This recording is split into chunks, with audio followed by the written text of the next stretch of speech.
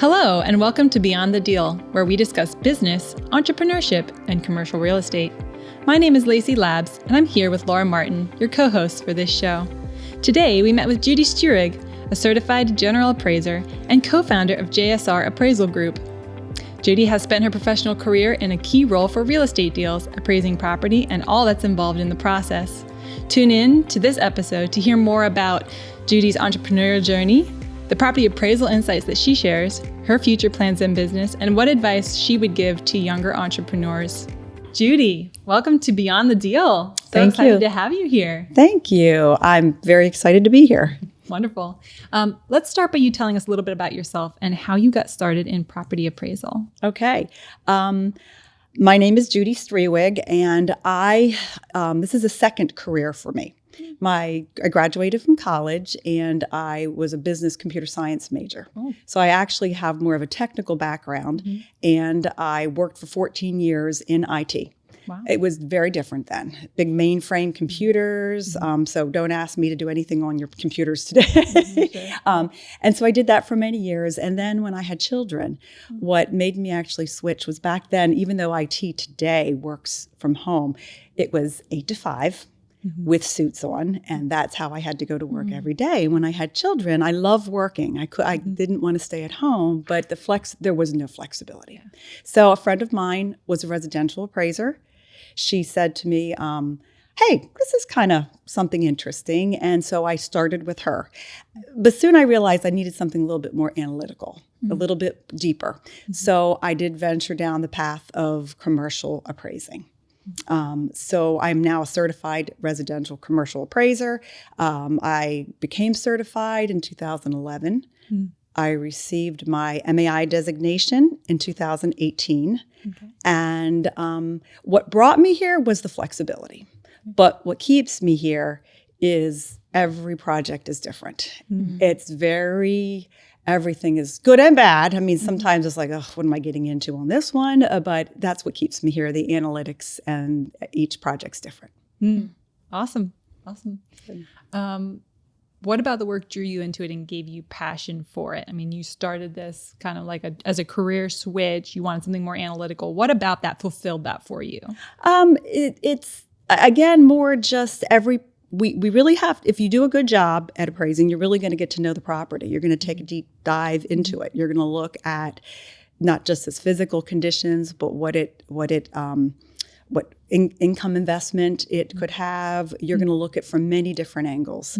And every property, because it has different uses, you almost have to learn a little bit about that business in some instances, which I'll kind of want to talk about a little bit later.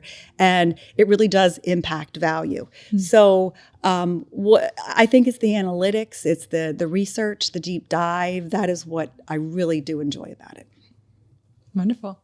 So for our listeners and anyone who might not really know what appraisal is and what it means, can you just give us a little bit of information? What is property appraisal? What is your job when you get to work in the morning? Sure. What are you doing? Sure, great. I focus on commercial properties. So basically we can do many things, but 90%, 95% of what we do is we provide market value for a building. A property. We do office buildings, we do apartment buildings, we do subdivisions, we do land, shopping centers. So anything commercial related is what we appraise. And what we do is we have to dig deep to find out what market value is. And it's not always that simple. And I can give a couple examples later of why I say it's not simple. And we provide value. And our biggest customers are lenders. Right. So mostly banks? There are. We do it for many reasons. I mean, we do it for divorces and we do it for estate planning. We're getting into eminent domain work when a property is being taken because of expansion of a highway or a roadway or whatever reason.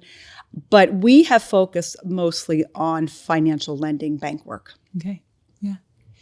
So why is your job important in real estate deals? What's the critical piece there? Why appraisal? Okay.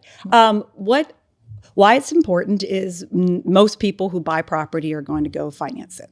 So if you're going to finance it, the bank is going to require you to get an appraisal. It's a law.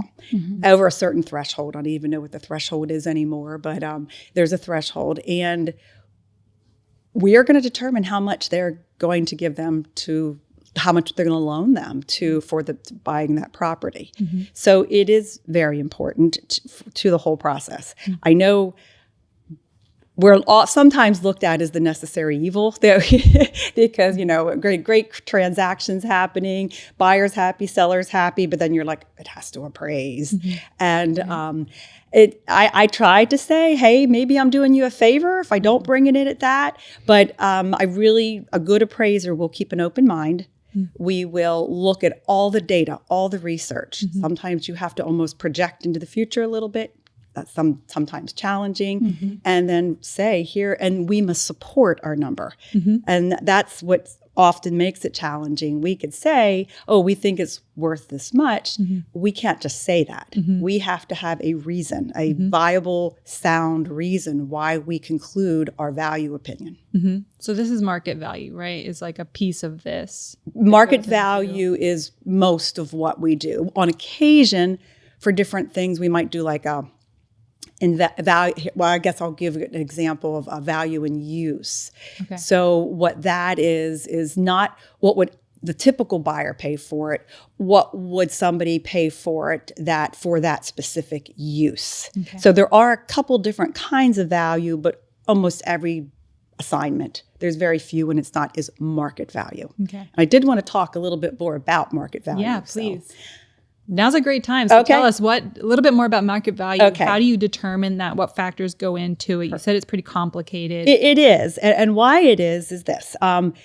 It sounds simple. What's the value of that building? And I've had people who aren't familiar with the profession say, well, what's the value of the building? How difficult can that be? Very few buildings don't have a nuance or a circumstance around it that impacts value. And let me come back to that. We use three approaches. One is the simplest, the sales comparison, meaning we look at what other buildings have sold for that. The second is the cost approach. How much would it cost to build that building? And the third is the income approach. And that is more from an investment standpoint. If I'm not buying that property to own or occupy it, but I'm buying it as an annuity, I'm buying it for income. That is another way we look at all three and we reconcile those and we come up with market value. So let me give you an example of a property that is in our area, 1000 Nationwide Drive. I'm sure you're familiar with it.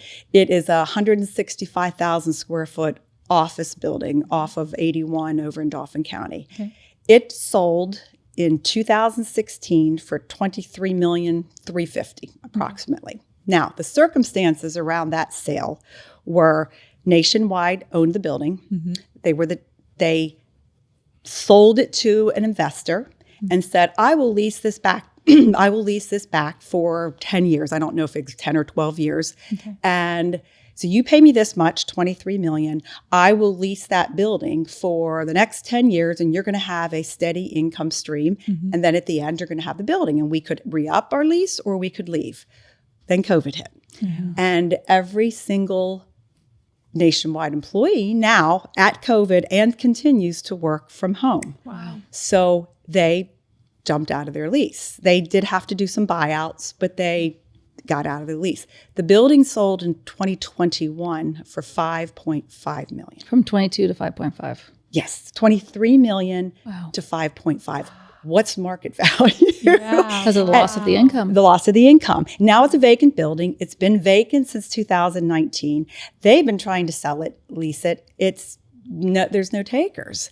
So you can see how there's such, depending on the circumstances of a property, we would like to say it's the sticks, it's the bricks and sticks. There's so much more that impacts it. And sometimes you have to, like if somebody would ask me to appraise that today, it would be very challenging. They could get a tenant tomorrow who needs it, and it could be worth close to $20 million. Or if it sits vacant for a couple more years, it's maybe only worth the $5 million. So you can see, or if a user needs it, like it's so large that it would have to be like the state. We don't have that many large office users in our area. if they needed it, they would pay a premium and have, and renovate. And the building itself did not change from that time period. In fact, if anything, they had upgraded and made some changes. Okay. So there's an example, and every property has some type of circumstance that you have to consider and think about. Yeah. Absolutely. Well, and your appraisals, I love reading them. I don't see them a lot because the bankers don't really like to share them. Right. But it's like a book. I mean, they are serious information. I love looking at all the comps, and I know a lot of work goes into that. It really does. I mean, it does. We overkill it sometimes, but I feel like we have to thoroughly explain why we're coming up with the number we came up with. And sometimes, well, not sometimes, a lot of the times, the properties are so unique. Yes. You can't even find comps. You can't. And then you have to be creative, and you still have to find support in different ways. And it can be very challenging. Yeah. We spend a lot of time on certain properties. I'll tease sometimes, well, I'm losing money on this one. Yeah, because we're spending a lot of time on it. Right. Yeah. Do you guys do properties that don't have anything built on them, like land as well? Yes, we do. We focus on commercial land. And believe it or not, they're some of the hardest unless there's something happening to it. Okay. Right. I cannot tell you how many times this will happen. There's a piece of land sitting there and it won't sell, and nothing, it's not worth that much. And then just the right user comes along and they will pay a premium for it. And land is difficult because you have to say what's permitted, what's in demand. And sometimes you don't know what users are out there looking for what. Sometimes we ask, we'll call brokers sometimes and say, do you have anybody looking for this type of property? And they'll say, no, yes, so it's very difficult to say, and now if it's under contract or there's a plan for it, it's not difficult because you have data. But when there's no specific designated plan or use for that property, it's very challenging. They're simple because you just do a sales comparison, but they're hard because you really have to think what could go there. What's in demand? Who would likely buy that? And that's how we have to put ourselves in those shoes. You don't want to just throw another land sale there. It's got to be something that is compatible with that property, that has zoning is zoned for it. It has sometimes 2 ins and outs, so it gets deep. And the zoning is huge. Oh, it's you can think this is so amazing for XYZ company, and if it's not zoned, it's good luck. It's a big challenge at times to get it done. And sometimes it's even a challenge. The zoning laws are written vaguely to even get a specific answer. Could they put this here? Sometimes they don't even call me back and tell me. Sure. So, it's okay. So in that kind of scenario, like what sorts of pieces of information are you going into? Like there's a lot you don't have in like a raw piece of land, right? So like, are you going into like the municipalities and saying like, oh, is the utilities there? Like how much? Absolutely. Absolutely. So we have to go very deep. If you want to do a good job, you have to find out what is permitted to be done there. Okay. Then you have to find out do they have utilities run to the property? If not, there's going to be even more limits on what they can do. Or, like a self-storage, they could put on something that doesn't have utilities because you don't need to have that. But other types of properties, you couldn't. Is it along a highway? Would it need a highway occupancy permit? Because if they do, they could be $100,000 to $200,000. So they take time. And they take time. Yeah. So that could significantly decrease the value, or at least, a buyer is going to take that into consideration. They're going to do their due diligence. So we have to do that same due diligence. So others is, taking it. This is what's really challenging is site improvement, infrastructure. How much is it going to cost is there rock? If there is rock, that could be a huge cost to break up the rock and develop on it. Is it sloped, or is cut and fill, or sometimes coming up with what all that is contributes to what the value is. Because a buyer, if they're know what they're doing, they're going to say, I'm going to have to spend this much to make it be this use. And that's what we almost have to mimic and do. Yeah. And we aren't contractors, so sometimes it's hard. So if there's a buyer who's looking at a raw piece of land, they're looking at getting lending from a bank, and they have an idea of how they want to use the land. Does that information make it to you? It should, and it does. I do ask that question. Okay. We do meet with buyers, and we'll say, do you have a plan for this? Have you done any due diligence? If you have, please share it with us. Doesn't always happen, and sometimes they hadn't, but it's great when they tell us, oh yeah, to develop the site, to use it, it's going to cost cost me $500,000. And that's good because then when we are comparing it to another site, we'll say, did they have to spend $500? If not, you have to make that adjustment. You have to take that into account. Did they have to demolish something on it? There's so many factors that goes into it. Yeah. And trying to figure out the Now I'm thinking I hate my job. No. You're giving me a headache. You're analytical, right? So you enjoy. You're a problem solver. Yeah, I do like to detective. Yes, yeah, exactly. I tell people that we train, it is almost like a puzzle and a detective. You have to really dig deep. Yeah. And if you miss pieces, it can really affect. It can hugely the affect price. Yes. Yeah. So I'm sorry. feel like I'm learning a lot. So I'd like to ask another question about this. Sure. If there's a scenario where like you've appraised a piece of property and you've looked at everything, and let's just say hypothetically that you've looked at it and said, wow, a highest and best user here could be an industrial building because there's industrial around here. We're near a highway. It's got the zoning, right? That'd be a really good use for it. That's probably going to give you a higher valuation of the property. I would assume, knowing industrial tends to be more expensive to purchase. Yes. In today's world, it is. Okay. So if that scenario is in place and then somebody comes in, they're looking at it and they want to do multifamily. Yes. How does that affect like the processes they look for lending and the value? I mean, high value of the property in that scenario would help them, right? But if they're going to develop it something differently, then does that appraisal still apply? We always value a property to what's called its highest and best use. Yeah. Okay. So we're not. Usually it is consistent with somebody plans on doing it, but it always isn't. We've had instances where it is not. Okay. And when we appraise it to its highest and best use, that's what we must do. Okay. And so it won't hurt them unless they want to do something different with it, that they need a higher value. And then that's the case. They may want it for a specific reason that the typical market would not want it for. We can't appraise it for that use. We have to appraise it to its highest and best use. So if I flip the scenario and said it's a multifamily, but they want to use it for industrial, then that would be more complicated. It could be, because it would be like, this is its highest and best use. And it's, even though that's what you want to do with it, that's not what we believe its highest and best use is. Okay. Yeah, that's super interesting. And residential won't pay as much for property as a different industrial zoning today. Now, in today's world, to be honest with you, for office, it's not as high in demand. They'll pay more for apartments than they will for office. And that was not always the case. So it does change. It's whatever the demand is. There are times when it will flip, and that's part of another, not just analytical, we got to stay on top of what's happening. And we do a lot of research. Every sale that happens in Dauphin and Cumberland County, we try to stay on York and Lancaster. It's just too much. We actually we put it in our data. We have a database, and we put it in, even if we don't have the time to research it all, we're familiar with, we pull stabs, what's sold, all commercial, only commercial properties. And so we know what's selling, what's happening. I feel like with the capital being here, we don't see the highs and lows that other places might see. I feel like we're more stable. And while office is not in demand, COVID has really changed that market. It's interesting to me how interest rates have shot up 13 times. Yeah. And but cap rates have not really caught up. They've inched up a little bit in certain property types, but we have not seen a drastic change. And I don't know the answer, but I attribute that to there's still the demand for the property. Rents are still increasing for certain, like for apartments, for industrial space. So even though their mortgage is going to be a little bit higher, they're going to pay a little bit more, as long as it still works out.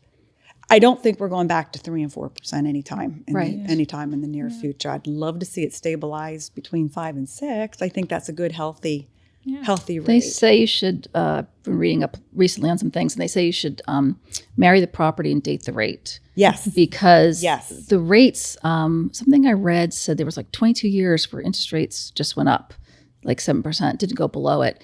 And yet property values quadrupled in that time frame. So I always say to people, don't let the rate scare you. Make sure the numbers work. And if they work, I think that's smart to go with it. You could afford it. It's going to financially be feasible and everything makes sense. The rates could go up or down. And if you wait for the right rate, it may never happen. Yeah. We 1031s. might have missed that boat now. Yeah. Yeah. 1031s are coming back. I mean, they were kind of quiet for a while. Yeah. And there's still a lot of cash.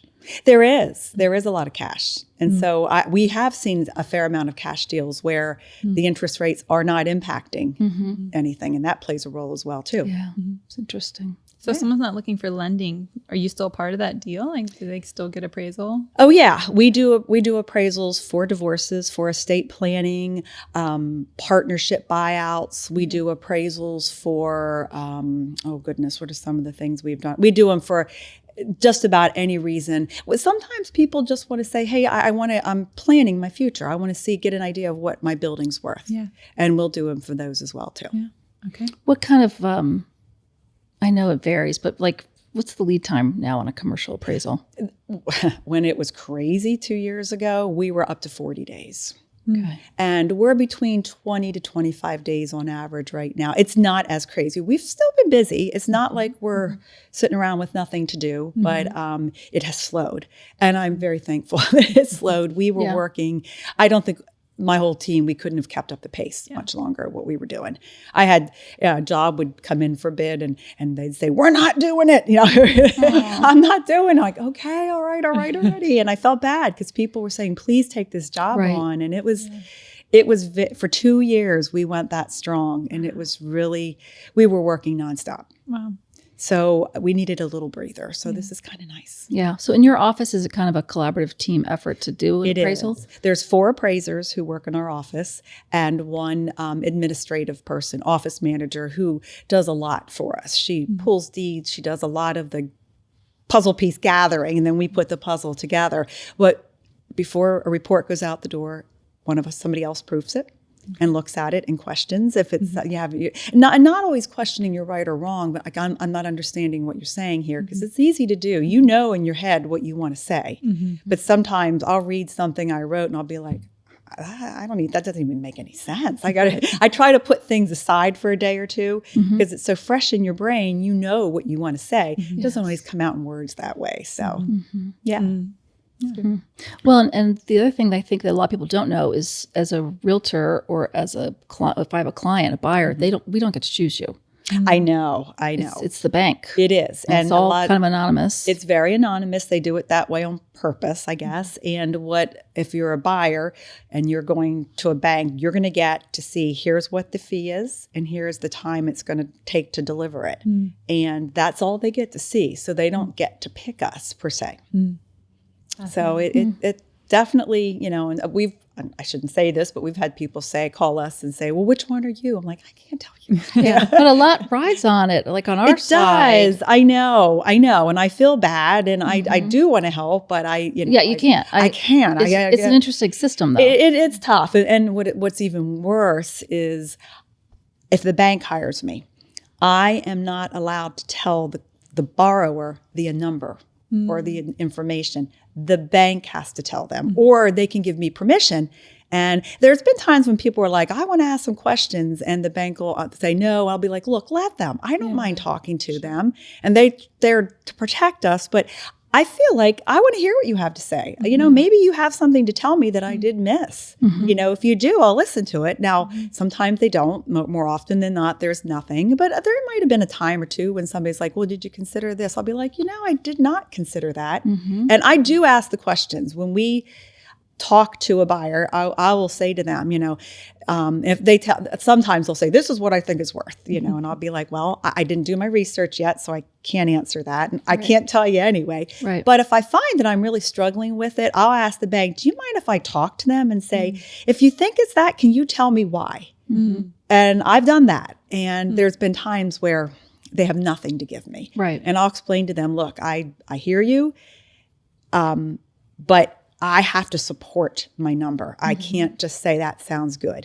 Yeah. And another thing that makes it difficult, and here's a really good example, and I put this in some of my reports, there's value of the real estate, and then there's business value. So here's an example. A dental office, perfect for part. If a person builds a brand new medical office building or a dentist, they're going to pay a fortune for that building. $500 a square foot today is what it's going to cost to build it. we may not be able to value it at that. However, they're not necessarily looking at what's the real estate. It's going to bring them that in their practice. Right. So it may be feasible for their big picture. It may not be feasible. If they were to walk tomorrow, that building may not be worth that because they're going to put some specialized things in, but it's worth it to them because, or another good example is convenience stores. They're going to pay a fortune. Their money's coming from the business. The real estate's a part of it, but the business selling the gas, selling the coffee, selling all the food, that makes more money. So they're looking at it as this is what I have to pay for it. But if they were to walk, that property may not be worth that much, but it's feasible to them because they're using that building to bring in a huge revenue from sales. So you can appraise that property then, including that? We don't. Yeah, okay. We do not, because for lending, they're only allowed to lend on market value of the real estate. Okay. Now we have done some type of business value, but we don't get into that very often. But I will say in a report, we cannot say it's worth $500 a square foot, but to that particular user, it may be. So don't think they're foolish. They're smart for what they're doing, but you can't lend them as much as what they perhaps would like. Does that make sense? Okay. So they have to be able to come up with the money. They do. And you really only do one type of appraisal. It's the full-blown. We do. There's two types today. There used to be a bunch of others, and it's been streamlined. There are regular appraisals, we call them. It's just called an appraisal report, or restrictive. A restrictive is we do all the same analysis, but we don't have to show it in the report. So really our legwork is the behind the scenes work. So we have to do just as much work. We just have to summarize. We'll say our value is this. We don't have to explain how we got to the value, but we must keep that all in our work file. So banks do not usually ask for them. Some banks have, and it's questionable if they should be asking for them because they're supposed to have a copy of a document that supports why we came up with that number, and they don't have that. We have it in our work file, so in essence they have it, but they don't have it there on hand. I'm amazed the amount of education it requires, because I always like to do something educational. I try to do something every year. I'm like, well, I'll become an appraiser, just because it'll help me set prices, because it's really hard when I got to look at a property and come up with a price sometimes. I'm like, I have no idea. It's like throwing a dart in the air sometimes. Sure is. And then I looked at all the requirements, and I was like, oh, forget it. It's a crazy threshold. I thought, we're not doctors. Give me a break here. You have to start off with a college degree, and then you have to apprentice for 18 months minimum, so many hours, but it's 18 months. Then you have to take 300 hours of additional training, and then you have to take a very hard test. It's like an 8-hour test, and it's a couple-year process. And we are at a shortage, and part of it is because two reasons. One, it's a difficult process. Two, a lot of appraisers will not take on apprentices and train them. Now, I'm proud to say we've trained 3 and have become certified. Wow. And they're younger people because there's a lot of older people, and I don't mean it like that, but it's a dying profession. And so we've trained 3 young guys who are appraisers, and we're working on a 4th right now. And I like that. I enjoy teaching and explaining. It's tiring because for the first 6 months, I'm not getting anything out of it. It really is time consuming, but I enjoy it. I do enjoy my partner. It's myself and my partner. He's like, I'm not being involved. I'm done. I'm just going to work. I'm like, okay, I'll do it. But it's rewarding to me to see them learn. And I'll say to them, you're going to think you get something, and then you're going to realize how little you get. And they all have said, yes, I think I had it. And then it's like, I don't have this at all. It takes years to really get it's not hard. It just takes experience and time and the willingness to dig deep. So this is a perfect transition into our next question, which is really that you're not just an appraiser, you're also a business owner, right? You're co-founder of your own company, yes, JSR. I am. Yes. My partner and I started it in 2016. Okay. And we rented a space, just the 2 of us, for a little while, and then we grew, and then we bought a building. Right in your own? Yes, right by you guys. And we bought the building, and we've been renovating little bits of it. And why we wanted to go down that path was we wanted to be able to deliver a quality product. We wanted to be sure we could have our own way of doing what we wanted to do and deliver a quality product. And didn't want to. We've been approached by companies to buy us out, larger national companies. So we've talked with a few of them. But we ultimately ended up not, and the reason being was they were like, "Well, you're going to have to deliver in this time frame. You're going to." They wanted us to shortcut how we did some things, and we really don't want to. It might make us more money, but it's not always about that. It's about feeling good about your product. I mean, you want to make money, don't get me wrong, but it's also about feeling good about your product, really building the relationships that we've built with people, and it's rewarding to us. So, what are your future plans? How do you see the future of JSR? Like, do you want to grow? Do you want to take on different parts of the process? Well, we are delving into the eminent domain. Okay. I was actually asked to become part of that process because they have a shortage of appraisers. Talk about paperwork. For the highway project? Yes. So the state had contacted. For 83. Yes. The state had contacted me and said, we are in need of appraisers. Would you be interested? And That was a lot of properties they've taken out. Right, and there's a lot more coming because they're continuing to do work. So there's more coming down the pike too. So I said, okay, but oh my goodness, talk about paperwork and contracts. So we're in the process of having that happen. I'm thinking it's going to happen pretty soon. And it's slightly different. You have to look at things with a different hat on. I've done it in the past, but I hadn't done it for a while just because we were so busy. We were asked to do this a year and a half ago. And we're like, I can't. I can barely keep up with what clients I have now. And they came back again, and I'm like, okay, all right, let's go down this path. So I think we're going to delve into that a little bit. I want to continue training people. I really, I just served for 2 years as the president of our local chapter, the Keystone chapter. And it was work, but it was great. We started our first annual appraisal symposium. I'll put a plug in there. We held it. The New Members First building has a community room, and it's a beautiful building, and they offer it for free.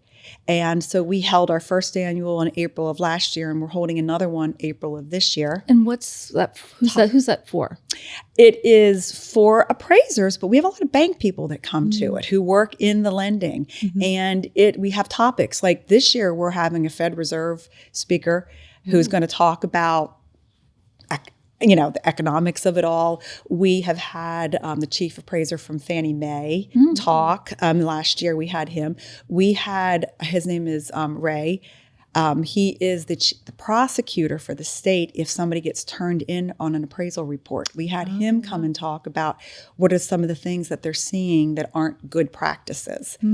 We had a panel of lenders saying, what do you like about appraisals you receive? What are some things you want to see different? So it's primarily for appraisers, but we've had some lenders coming into it now. We've had some attorneys who have come to here. So it was sold out. We sold out last year, and we're hoping to sell out this year. Wonderful. I'm passing the baton along to my VP, but I'm still a part of it. So is it commercial and residential? It is. Okay. And then in this market, there's not a lot of commercial appraisers. There's not. But our chapter is a really large region. It's Allentown. Okay. It goes up into Williams. It goes north to New York and south to, I guess, Maryland. Wow. And so it's a large area. So we've had people came to this. They traveled. That's fantastic. It really was awesome. Yeah. Well, I'm sure bankers, they're very concerned about bad loans. So Yes. So they wanted to come and hear what, there's a new residential appraisal form that's being introduced. And this year we have a speaker who's designing the form. It hasn't come out yet. It's supposed to come out at the end of next year. It's going to change a lot of residential appraisal work. I don't use the form because I do commercial, but they're speaking at this. And so appraisers are going to be very interested. And so are bankers because they're going to have to review those forms and look at them. Any new laws or anything you've found that's interesting? Oh, yeah. A huge one just recently in September of this is big. September of 2023, the Pennsylvania Supreme Court passed they sided with a school board. So historically, let me give you a little background here. So historically, if your building is assessed at, I'm going to use a number, $500,000, and you sell your property for 1.5, they don't do a reassessment. Right. It stays the way it is.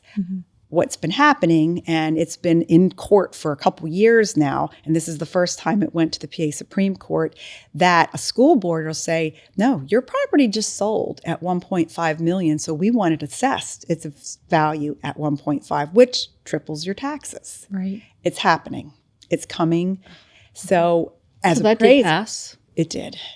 And it passed. They sided with the school board. In fact, locally, we've had a couple property owners call us and say, I just bought this building. My taxes were $20,000. Now they're $80,000. Oh my God. So it's huge. Now, do we as appraisers, do we have to take that into consideration? We don't know if it's going to be appealed by the school board or the municipality. It could be. So can you imagine what that does to value? And you guys have to consider that as brokers. That's really the biggest expense people have. It is. Yeah. So it's just happening. It's just starting to happen. It's happening in our area. It used to be happening in Pittsburgh a little bit. And that particular court case was from the Philadelphia area, but it went up and it impacts us.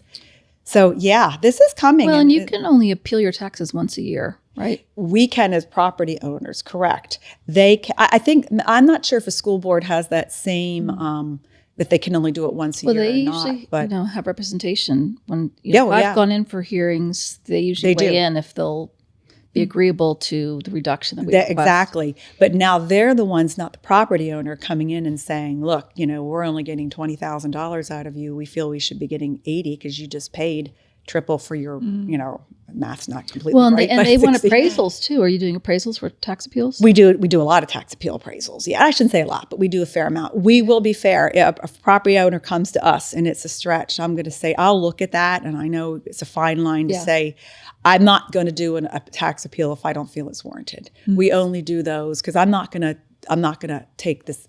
I appreciate that because there's some companies out there that will do it no matter send what. Letters galore out. They do, and we do not do that. We do some analysis up front at no charge. Not that I want people to come to me on that, but and say, yes, you're definitely over. I just helped somebody who bought a property in Hershey.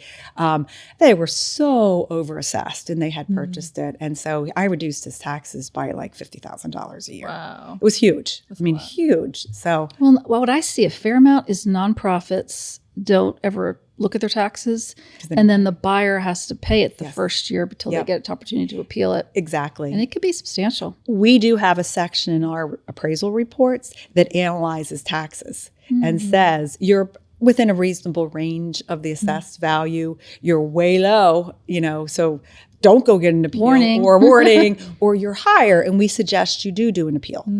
So we do have a section in our report. I wish buyers would take our reports, not just look at the number and read them, because there's some interesting things about property like that is in the appraisal reports. I always request them from clients. I tell buyers, ask for it. Because I like to read them. Yeah. Good.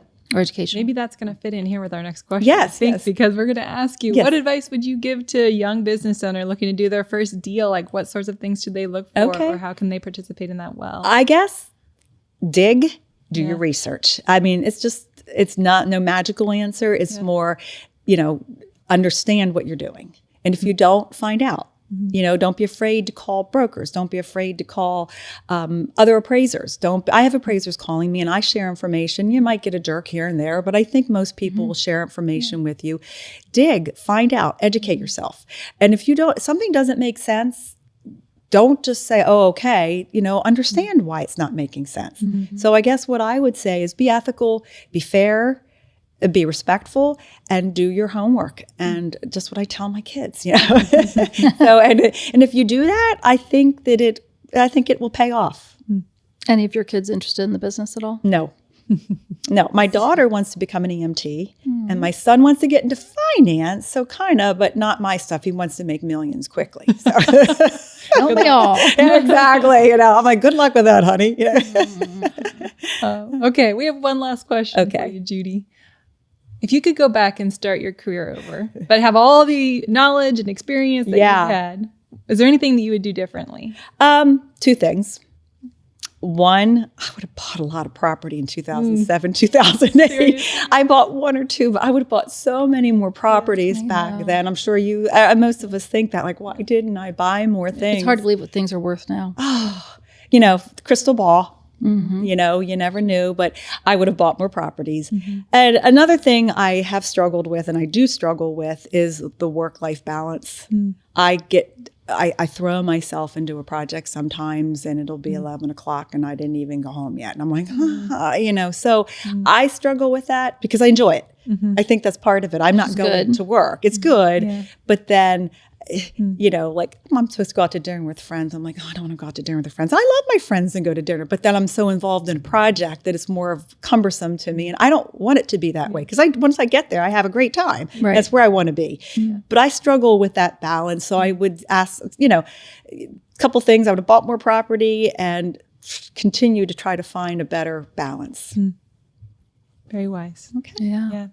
Thanks so much, Judy. We really appreciate how much you shared, and Thank I you. know I've learned a lot on this episode. Thank you. I've not done this, so but I enjoy talking about it. So I appreciate you giving me this. I appreciate you. Thank you. I appreciate you giving me this opportunity. You're passionate about it. Absolutely comes through. Oh, thank you so much. Oh, good. And thanks for all the times you take my call asking for. Yeah, sure. No problem. I don't mind at all. And we all benefit by working together. That's how we all benefit by working together. So it's how all of us approach how we do things. Yeah, we love collaboration. Thank you. Right. Okay, you're welcome. Judy. Thank you. That was Judy Striewig sharing her insights on property appraisal, assessing market value, and much more. For more information on Judy, her company, JSR Appraisal Group, or SVN Lattice, click the links in the show notes. Thanks for listening to Beyond the Deal.